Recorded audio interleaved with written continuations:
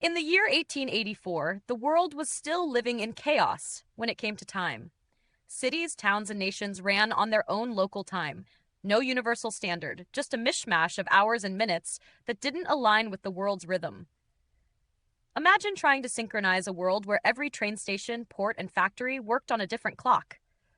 The mess was real, and it was crippling. The world had just entered the industrial age. The railway revolution had already begun to tie countries together with iron tracks, yet something as simple as knowing the time was a logistical nightmare.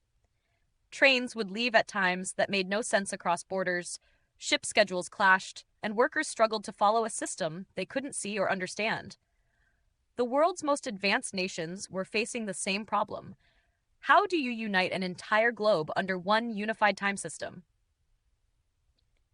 In Washington, D.C., a pivotal moment was about to unfold.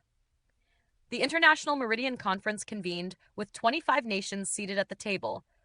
They had come to an impasse. How could they create a global structure that worked? Should every country have its own time?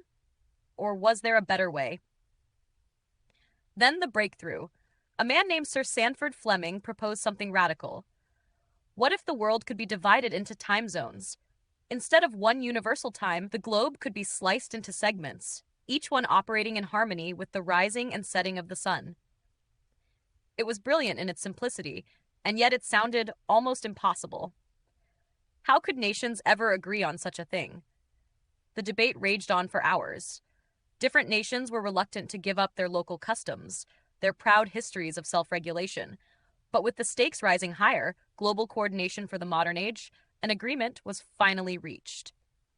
The world was officially divided into 24 time zones, each one aligned with the rotation of the Earth.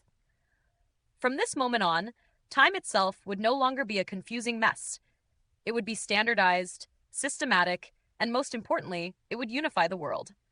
And so, on that fateful day in 1884, nations agreed to make history and change the very way we measure our days.